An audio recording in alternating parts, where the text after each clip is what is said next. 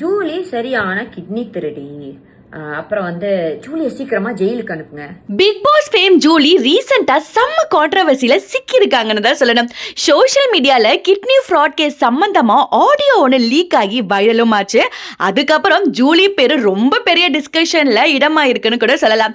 ஒரு சைட்ல அவங்க மேல சீரியஸ் அலிகேஷன்ஸ் இருக்கு. பட் ஜூலி ஸ்ட்ரைட்டா இதெல்லாம் ஃபேக் நியூஸ் அப்படின்னு சொல்லி கம்ப்ளைண்ட் கொடுத்ததா சொல்லியிருக்காங்க. அதே டைம்ல சிஎம் விஜய பத்தியும் டிவிகே பத்தியும் நிறைய வீடியோஸ் கண்டினியூஸா ஜூலி அவர்கள் அவங்களோட சோஷியல் மீடியா பேஜ்ல போஸ்ட் பண்ணிட்டு இருந்தாங்க.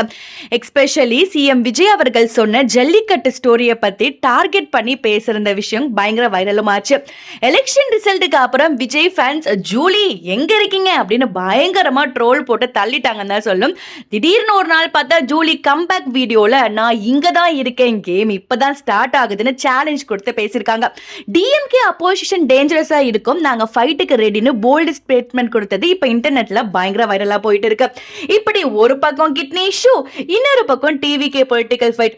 ஜூலி இப்போவே சோஷியல் மீடியால மோஸ்ட் கான்ட்ரவர்ஷியல் செலிபிரிட்டி லிஸ்ட்ல டாப்புக்கு வந்துட்டாங்கன்னு சொல்லலாம்.